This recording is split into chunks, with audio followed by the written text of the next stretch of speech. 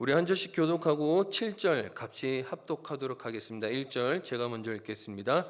선지자의 제자들의 아내 중에 한 여인이 엘리사에게 부르짖어 이르되 당신의 종 나의 남편이 이미 죽었는데 당신의 종이 여호와를 경외한 줄 당신이 아시는 바니이다. 이제 빚준 사람이 와서 나의 두 아이를 데려가 그 종을 삼고자 하나이다 하니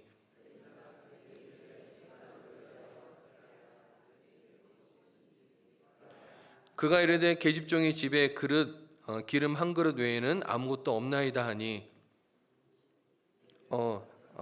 죄송합니다. 이르되 너는 밖에 나가서 모든 이웃에게 그릇을 빌리라. 빈 그릇을 빌리되 조금 빌리지 말고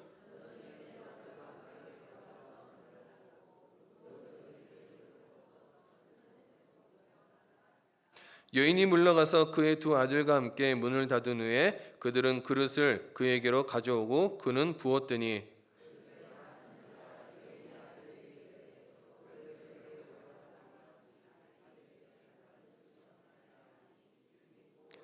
같이 합독하도록 합니다. 그 여인이 하나님의 사람에게 나아가서 말하니 그가 이르되 너는 가서 기름을 팔아 빚을 갚고 남은 것으로 너와 내 두 아들이 생활이라 하였더라. 아멘. 옆에 있는 분들과 같이 이렇게 인사 한번 하셨으면 좋겠습니다. 당신에게 좋은 일이 생길 것 같습니다. 이렇게 한번 인사하시죠.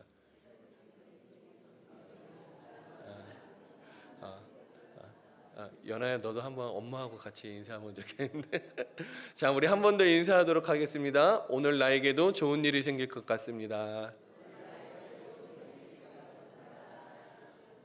오늘 그 하나님의 은혜가 여러분들에게 있길 주의 이름으로 축복합니다.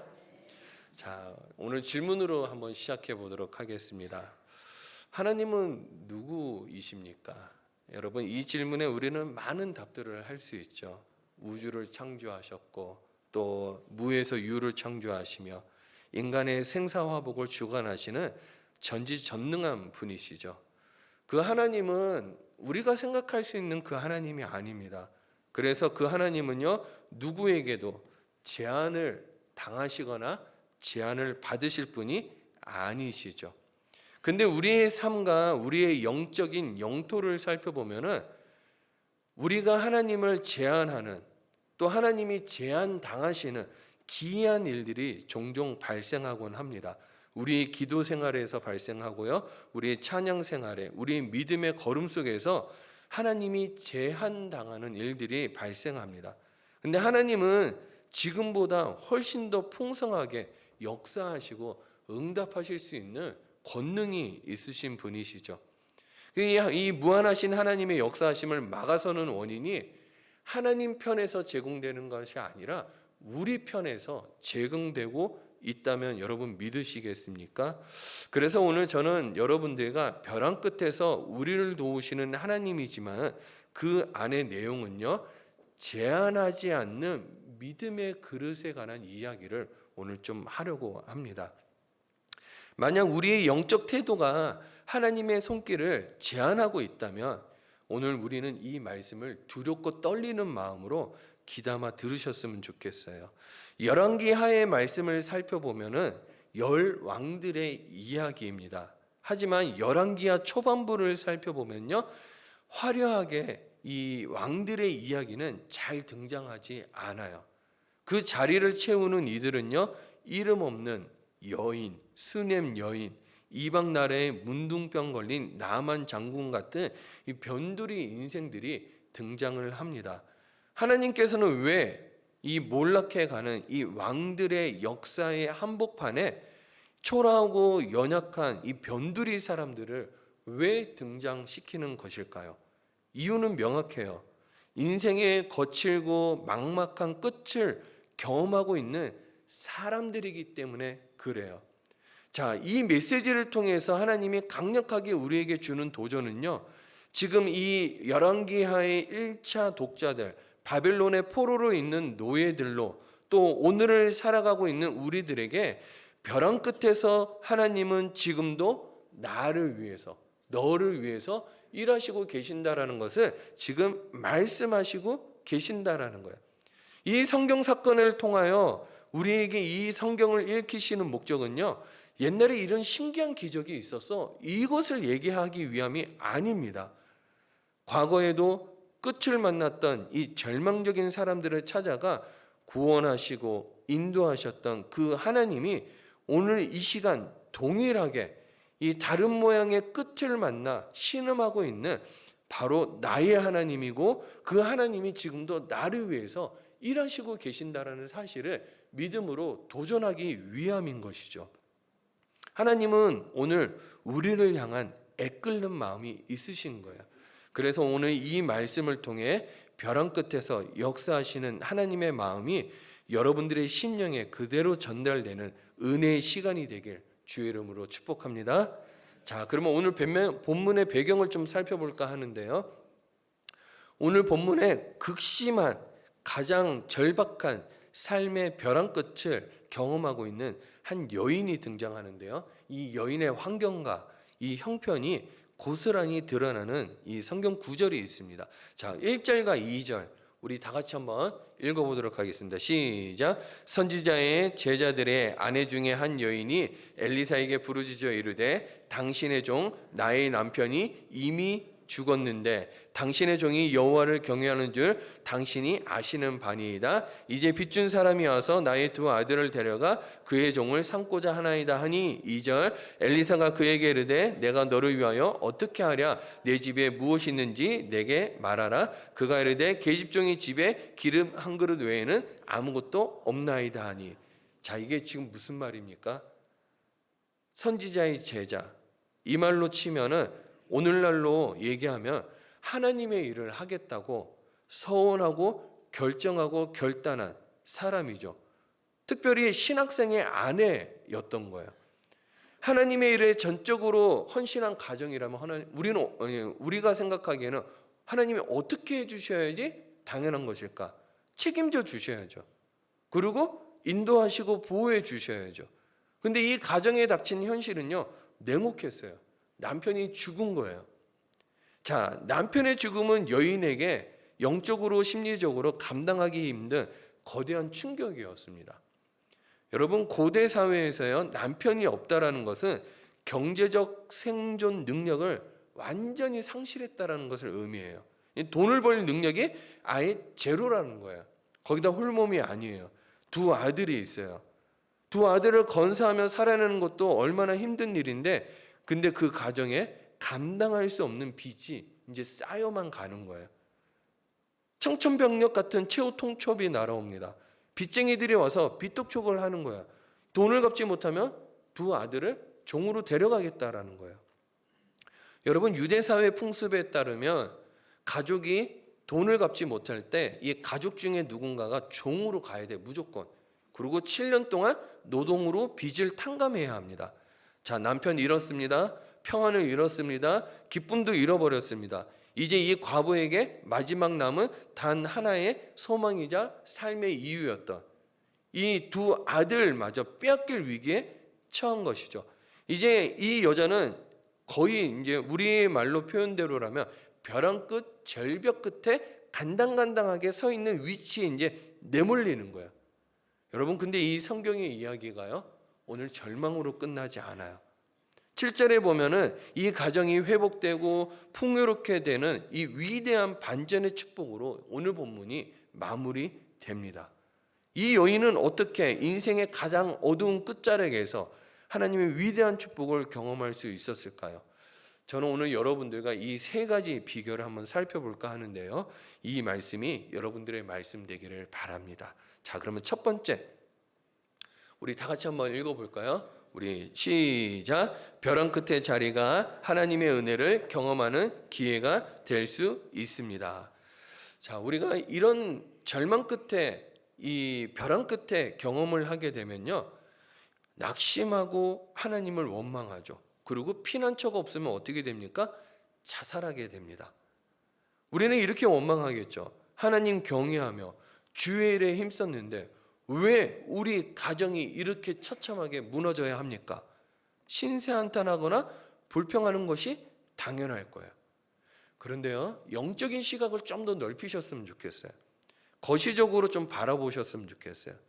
이 극심한 고난과 절망의 자리는 도리어 이 여인에게는 아주 놀라운 은혜를 경험하는 기회였다라는 거야. 그런데 이 시대의 다른 평범한 사람들은 이 경험을 하지 못했죠. 하나님의 위대한 초자연적인 축복을 가장 생생하게 경험하는 축복의 통로가 이 여인에게 있었다라는 거예요. 성경을 유심히 살펴보면요, 하나님의 위대한 축복과 능력의 사건 앞에는요 항상 증상이 하나 있었어요. 감당할 수 없었던 거대한 장벽과 절망의 자리가 선행했다라는 사실입니다. 여러분, 홍해 앞에 이스라엘 백성들을 한번 보시길 바랍니다. 이 넘실거리는 붉은 바다가 가로막혀 있어요. 뒤에는 우리를 죽이겠다고 쫓아오는 애굽의 전차 군대가 있습니다. 그런데요, 하나님의 은혜가 있으니까, 하나님의 축복이 있으니까 홍해가 갈라지는 전무후무한 은혜를 보았습니다. 여리고 성 앞의 군대를 한번 볼까요? 철옹성이죠. 무너뜨릴 수 없었어요. 하지만 하나님의 방법으로 성이 무너졌습니다. 우리의 삶에 홍해가 없고 여리고가 없고 남편이 남겨둔 물질이 풍족하여 결핍이 없다면 여러분, 우리는 하나님의 살아계심을 경험할 수 있을까요? 그 경험 기회조차 얻지 못했을 거예요. 그런 의미에서 믿음이란 결국 시선 처리를 올바르게 하는 것입니다. 관점을 바꾸는 거예요. 하나님의 말씀이라는 렌즈가 없다면요, 우리는 이렇게 해석할 거예요. 내 생각과 내 마음의 주관으로 사건과 이 상황만 분석하고 판단하여 주저앉겠죠. 나는 이제 끝이야. 나는 이제 버림받았어. 나는 망했어라고 얘기할 거야. 눈에 보이는 현실에 지배당하는 것이 인간입니다. 그러나 하나님은 우리 눈에 보이는 현실에 따라 살지 말고 믿음으로 살라라고 명령하시죠. 믿음으로 산다라는 것은요, 아무런 근거 없이 혼자서 잘 될 거야 주문을 외우는 게 아니에요. 저도 한때 이런 주문을 한 적이 있었어요. 옛날 우리 세대 때 BYC 러닝 광고가 있었어요. 그러면서 이 배우가요, 얼굴을 탁 치고 이렇게 몸을 보면서 좋은 느낌으로 자기 자신에게 하는 말들이 있었거든요. 그래서 저도 한때 거울을 보면서 하나님이 너를 사랑해. 거울을 보면서 얘기하는 거예요. 너를 사랑해. 나도 너를 사랑해. 이렇게 얘기한 적이 있었어요. 여러분, 많은 사람들이 아침에 일어나 오늘 좋은 일이 생길 거다라고 확언을 하지만 성경이 말하는 믿음이 아니죠. 참된 믿음 안에는요, 반드시 구체적이고 확실한 내용이 있어야 해요. 그 내용이 무엇입니까? 따라하겠습니다. 하나님의 말씀. 하나님의 말씀이 있어야 돼요. 오늘날 우리 교회의 현실이나 또 다른 교회의 현실, 또 개인의 가정의 경제적 사정을 바라보면은 인간적인 눈으로 봤을 때 소망이 보이지 않는 부분들이 너무너무 많이 있어요. 교회가 내 가정이 안 되는 때처럼 보일 수 있는 거죠. 엄연한 현실이죠. 여러분, 개척교회 요즘에 되는 교회가 어디 있어요? 요즘 개척교회 잘 돼가지고 부흥하고 성장했다는 소리 저도 잘 못 들어봤어요. 예수 믿는 사람들은 현실을 도피하거나 눈 감고 눈 가림의 사람들이 아니라는 거예요. 현실 그대로 직시하면서 현실을 정확하게 보되 우리의 발걸음에 현실에 묶이는 것이 아니라 하나님의 약속을 붙들어야 돼요. 여러분, 물어보겠습니다. 지금 교회가 잘 되는 때예요? 안 되는 때예요? 대답을 안 하시는 거는 안 되는 때라고 생각하는 건데 저의 이야기의 뉘앙스는 그런 게 아니니까 대답을 못 하시는 거죠? 자, 다시 한번 물어보겠습니다. 지금 교회는 잘 되는 때예요? 안 되는 때예요? 네가 대답하세요 하지 마시고요. 많은 사람들이 얘기해요. 지금 교회는 안 되는 때라고. 근데 성경에 뭐라고 얘기하냐면요, 내가 이 반석 위에 내 교회를 세우리니 음부의 권세가 이기지 못하리라. 자, 이 말씀대로라면 교회가 잘 되는 때예요? 안 되는 때예요? 잘 되는 때죠. 누가 교회를 안 된다고 얘기했습니까? 그 안 된다고 하는 거는 하나님의 생각이에요? 내 생각이에요? 내 생각이죠. 자, 너희는 마음에 근심하지 말라. 하나님을 믿으니 또 나를 믿으라. 이 말은 하나님이 우리를 구원해 주시겠다라는 거예요? 버리겠다라는 거예요? 구원해 주시겠다라는 거죠. 누가 요즘 안 된다고 그 얘기를 합니까? 예수님이 하시는 일이 결코 실패할 수 있겠습니까? 그분의 일은 반드시 성공해요. 그래서 우리는 고백해야 돼요. 하나님, 제가 보기에는요, 제 경험과 상식과 제 정보로 판단하기에는 지금 끝인 것 같고 다 막힌 것 같습니다. 그러나 나는 내 눈앞의 현실보다 신실하신 하나님의 말씀을 신뢰하기를 선택합니다. 주님의 말씀이 나의 믿음의 내용이 되기에 나는 흔들리지 않고 여전히 일하시는 하나님을 바라봅니다. 이 믿음의 선택을 한 사람들에게 하나님은 메마른 광야에서도 길을 내시고 사막에서도 강물이 흐르게 하시는 역사를 일으켜 주십니다. 이 여인은 절망 속에서 세상 권력자 찾아가지 않았어요. 무당을 찾아가 우상 숭배하지 않았습니다. 소망이 하나님께만 있음을 믿고 하나님의 사람 엘리사를 찾아가 부르짖었습니다. 저는 가정에 다른 모양으로, 여러 모양으로 어려움이 있고 우리 교회도 있을 수도 있고 다른 교회도 있을 수 있고 우리나라에도 있을 수 있죠. 하지만 우리가 처한 절망의 자리가 도리어 하나님의 살아계심을 온몸으로 체험하는 은혜의 자리가 될 수 있음을 믿는 여러분들이 되길 주의 이름으로 축복합니다. 자, 두 번째로 우리 다 같이 한번 읽어볼까요? 시작. 현실을 넘어서는 순종의 크기가 은혜의 크기를 결정합니다. 자, 이제 선지자의 말씀이 선포되었어요. 근데 이 선포된 말씀에 순종하는 모습을 보여줍니다. 우리 3절과 4절인데요. 우리 다 같이 한번 읽어봅니다. 시작. 이르되 너는 밖에 나가서 모든 이웃에게 그릇을 빌리라. 빈 그릇을 빌리되 조금 빌리지 말고 너는 내 두 아들과 함께 들어가서 문을 닫고 그 모든 그릇에 기름을 부어서 차는 대로 옮겨 놓으라 하니라. 하나님이 위대한 일을 하실 때요, 인간의 작은 순종을 도구와 통로로 사용하실 때가 있어요. 인간의 도움 없이도 하나님은 직접 하실 수 있죠. 하늘문을 여시고 수천 수만의 드럼통의 기름을 쏟아 부어 주실 수 있습니다. 근데 그렇게 하시면 더 웅장하죠. 더 보기 좋죠. 선지자의 체면도 서겠죠. 그런데 왜 굳이 여인에게 온 동네를 돌아다니며 구차하게 이웃들에게 빈 그릇을 빌려오라고 시킨 것일까? 하나님이 우리와 동역하기를 원하신다는 거예요. 동역.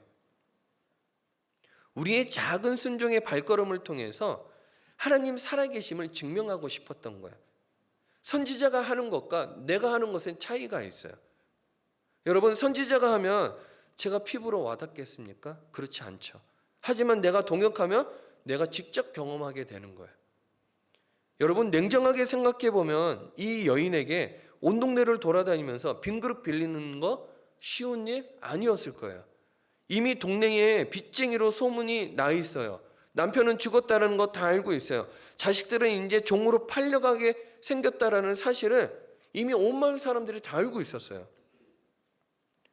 근데 이웃집 문을 두드리면 이웃이 어떤 표정을 지었을까요? 돈 빌리러 왔어? 하는 경계하고 굳어진 표정으로 그 가정을 쳐다보지 않았겠습니까? 차가운 시설, 또 거절의 상처, 이거를 무릅써야 되는 거야. 지금 죽는 것도 거의 왔다 갔다 할 지경인데 지금 이거를 해야 되는 거야. 여러분, 여러분들의 마음은 어떠십니까? 힘든 일이죠. 자존심 상하죠. 부끄러운 일이죠. 근데 전혀 이해가 되지 않는 게 하나 더 있어요. 현재 여인의 집에 남은 재산이라고는 기름 한 그릇, 기름 한 병밖에 없어요. 상식적인 이성과 과학적인 경험으로는 작은 병이든 큰 병이든 그릇 한 병, 또 그릇 하나에 있는 이 기름을요 붓고 나면은 바닥이 나는 것이 정상입니다. 끝이 나는 것이 정상이에요. 근데 기름 한 병밖에 없는데 병을 빌려와서 못 하겠습니까? 물어볼 수 있죠. 선지자님, 저랑 지금 장난하십니까? 이성적인 질문이죠. 빈정거리거나 의심할 수 있는 상황입니다. 근데 순종이 뭡니까? 내 생각을 버리고 내 경험을 내려놓고 권위자이신 하나님의 말씀에 나의 행동을 일치시키는 거예요. 저는 이 본문을 읽다가 이 생각을 했어요. 처음부터 끝까지 다 설명해주면 그릇을 많이 빌려올 텐데 왜 처음부터 끝까지 설명 다 안 해주셨을까? 저는 이런 궁금증이 생기는 거예요. 여러분, 내가 이해가 돼서 행동하는 것은 상식의 영역입니다. 내가 도무지 이해할 수 없고 마음에 들지 않아도 하나님의 말씀이기 때문에 묵묵히 발을 내딛는 것, 이것이 성경이 요구하는 믿음의 순종입니다. 여러분, 하나님이 요구하시는 그 믿음의 그 순종, 행동 자체는요 하나도 어려운 일이 아니에요. 모세에게 뭘 요구했습니까? 홍해를 가르라 했을 때 하나님 모세에게 요구한 건 딱 하나밖에 없어요. 뭐라고요? 지팡이를 들고 앞으로 손을 내밀라. 이거 어려워요, 쉬워요? 네가 대답하세요 하지 마시고요. 자, 이거 어려워요, 쉬워요? 쉽죠. 자, 여호수아 백성들에게 요구한 거, 여리고 성 앞에 하루에 한 바퀴씩 말하지 말고 돌아라. 이거 쉬워요, 어려워요? 쉽죠. 자, 직접 기름을 제조하라고 얘기한 거 아니에요. 이웃에게 빈 그릇을 빌려오라 했어요. 이거 사실 쉬워요, 어려워요? 쉽죠. 지팡이를 내밀고 성을 돌고 그릇을 빌려오는 행위는요 초등학생도 할 수 있는 일이에요. 진짜 어려운 게 뭐예요? 내밀어서 정말 바다가 갈라질까? 돌아서 성이 무너질까? 부어서 정말 기름이 나올까? 내 지식과 경험과 정보가요 내 마음을 하나님 말씀에 순종하게 하려는 이 복종시키는 것을 하는 것에 어렵게 만드는 거예요. 여러분, 누가 제 얼굴을 한 대 뺨을 쫙 때렸어요. 그럼 나는 상식적인 행동으로 나는 어떻게 해야 돼요? 자, 어떻게 해야 돼요? 한 대 때리는 게 상식적이죠. 그러면 상식 이하는 뭐예요? 자, 여러분들 다 아시는데 말씀 안 하시는 거죠? 반 죽여놔야죠. 그죠? 반 죽여놔야 돼. 그럼 상식 이상은 뭐예요? 뺨을 한 대 맞았기 때문에 이쪽 뺨도 돌려대는 거죠. 이거는 쉬워요, 어려워요? 뺨만 되는 건데 쉬워요, 어려워요? 쉽죠. 근데 여러분 왜 어렵다고 하신 거예요? 내 마음이 어려운 거죠. 그죠? 순종에 뭐가 안 되는 거예요? 순종의 행동 자체는 쉬운 거예요. 하지만 순종을 하려는 내 마음이 지금 힘든 거예요. 내 마음이 그걸 용납하지 않는 거예요. 내 마음이 그걸 이해가 되지 않는 거예요. 내 마음이 그걸 할 수가 없는 거예요. 여러분, 우리가 해야 될 일은 오직 우리가 할 수 있는 일은 그릇을 빌려오고 문을 닫고 기름을 붓는 순종의 행위예요. 우리가 할 수 있는 작은 순종을 주님께 드릴 때요 초자연적인 은혜가 부어질 줄 믿습니다. 순종의 힘이 곧 능력이라는 거예요.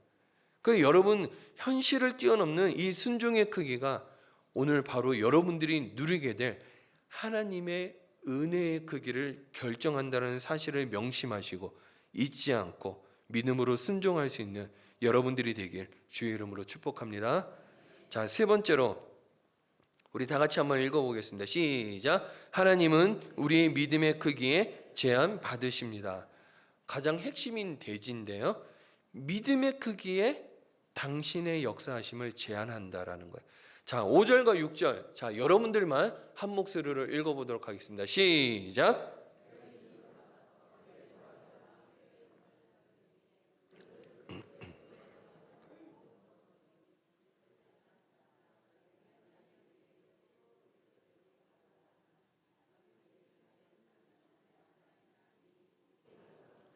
아멘. 자, 이 본문을 읽는데 기분이 너무 좋은 거예요.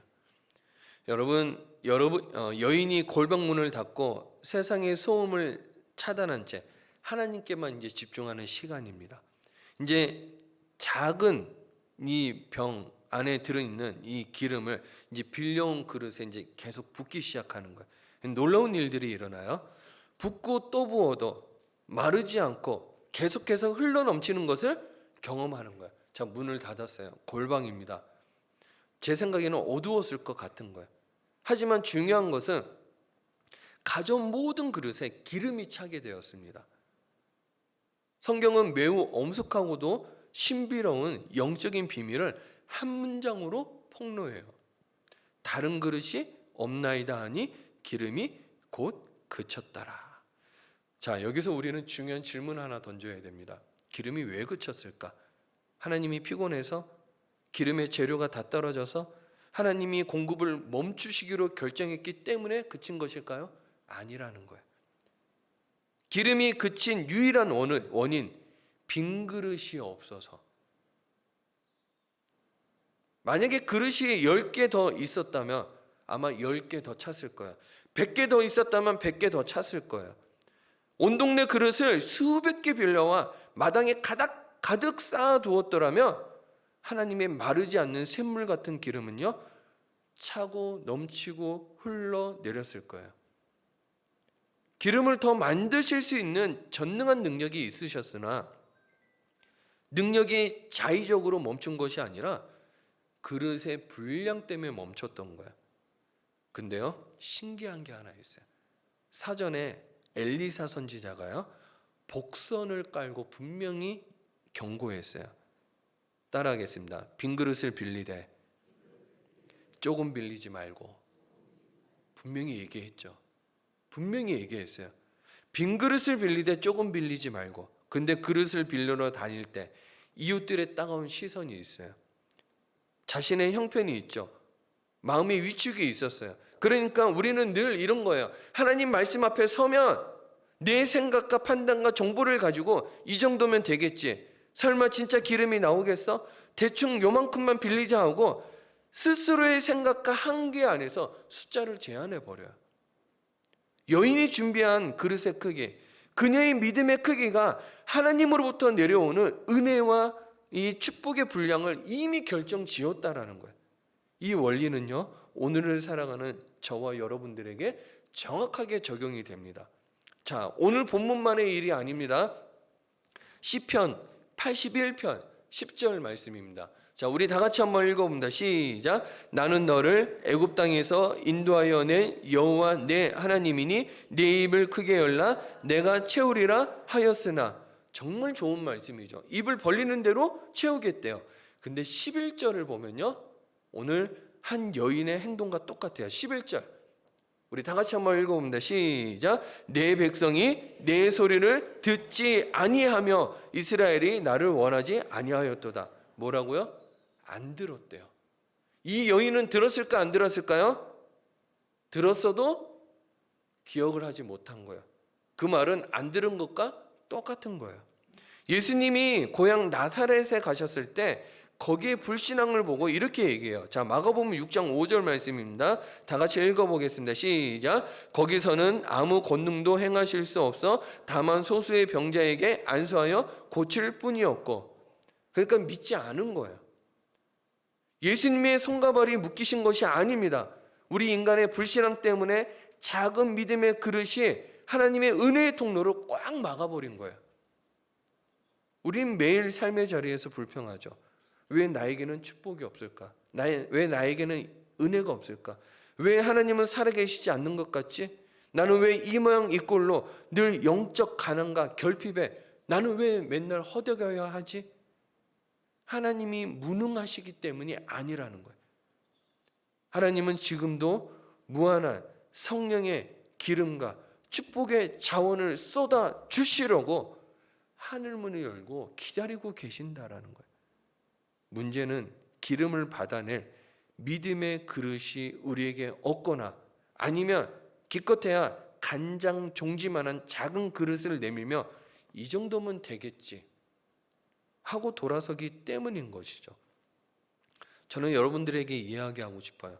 인색한 생각, 영적인 게으름, 그리고 불신앙이 하나님의 위대한 역사를 처참하게 제한하고 있다는 사실을 깨닫고 하나님을 제한하지 않는 믿음의 그릇이 우리 모두에게 있길 주의 이름으로 축복합니다. 자, 결단하는 시간인데요. 구약 성경에서는요, 성령의 임재 또 하나님의 기름 부으심을 강력하게 상징하는 본문들이 많이 있어요. 오늘 본문의 이 본문도 그렇게 해석이 될 수 있는 본문이기도 해요. 인간의 순종을 통해 빈 그릇에 흘러넘치는 이 축복으로 역사했듯이 성령의 강력한 기름 부으심은요, 빈 그릇을 준비한 자들에게만 차별 없이 부어지더라는 거예요. 은혜는 사람을 차별하지 않죠. 빈 그릇을 준비하면 돼요. 이 빈 그릇이 뭘까요? 성령 하나님에 대한 극심한 영적 목마름의 상태입니다. 내 힘으로, 내 지혜로는 도저히 감당할 수 없음을 처절하게 깨닫고 오직 하나님의 은혜만을 구하는 영적 갈급함이에요. 자, 이 영적 갈급함을 표현하는 성경 구절이 있습니다. 시편 130편 6절이에요. 우리 다 같이 한번 읽어보겠습니다. 시작. 파수꾼이 아침을 기다림보다 내 영혼이 주를 더 기다리나니 참으로 파수꾼이 아침을 기다림보다 더하도다. 자, 시편 84편 10절입니다. 다 같이 읽어봅니다. 주의 궁정에서의 한 날이 다른 곳에서의 첫날보다 나은즉 인생의 장막에 사는 것보다 하나님의 성전 문지기로 있는 것이 좋사오니. 자, 세상 화려한 왕관이나 보화보다 하나님만 갈망했던 다윗, 하나님 마음에 합한 사람이 될 수 있었죠. 시내산 위에 모세는요, 하나님을 만나기 위해 40일 동안 식음을 전폐합니다.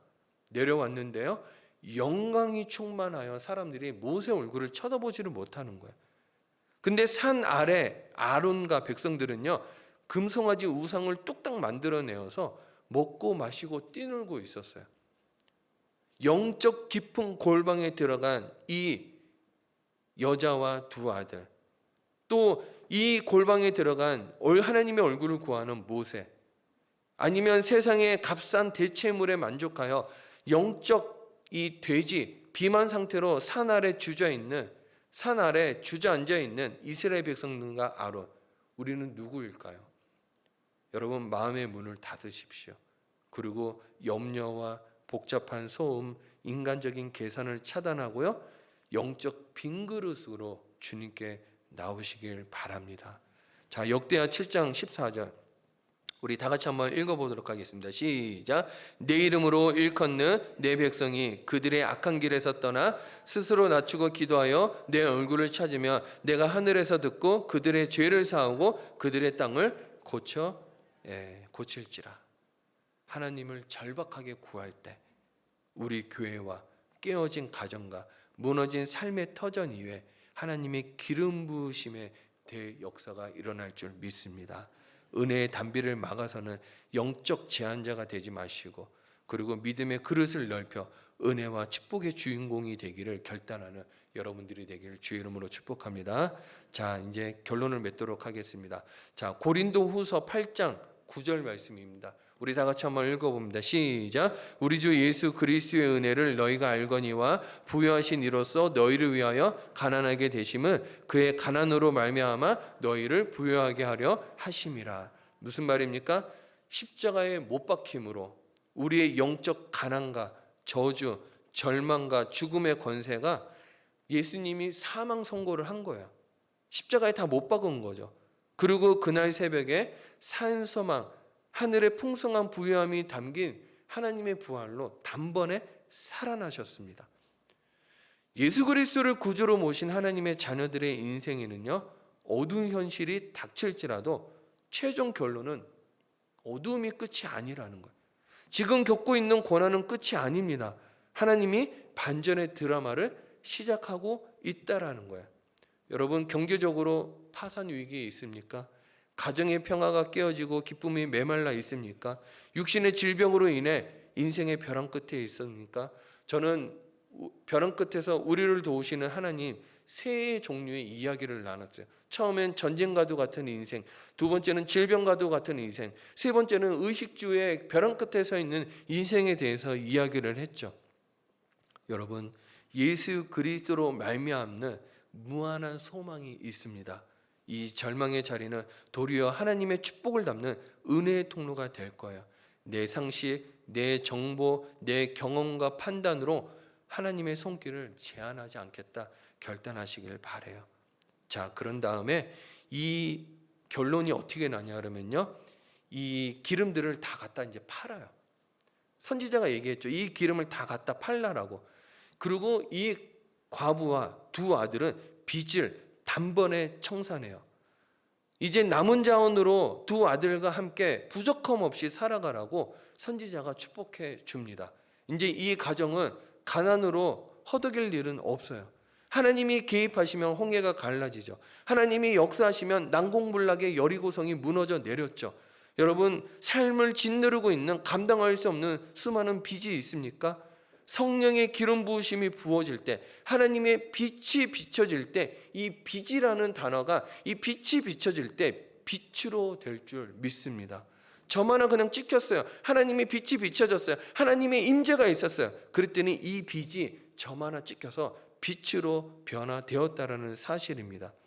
어떠한 인생의 밤을 만날지라도 적극적으로 하나님을 구하시고 내 집에 남은 아주 작은 기름 한 병일지라도 그것을 기적의 축복의 씨앗으로 삼아 말씀에 즉각 순종하시길 바라요. 내 생각, 내 한계를 깨뜨리고 빈 그릇, 믿음의 빈 그릇을 크게 넓게 준비하시길 바라요. 그리하여 축복의 거대한 흐름을 제한하지 말고 마르지 않는 성령의 기름 부으심을 공급받아 여러분들 모두가 위기에 대한 하나님의 위기의 위기를 하나님의 축복과 은혜로 바꾸어내며 살아계신 하나님을 온 세상에 증거하는 믿음의 주인공, 은혜의 주인공들이 되길 주의 이름으로 축복합니다. 자, 우리 시간 다 같이 한번 찬양으로 하나님께 나아가도록 하겠습니다.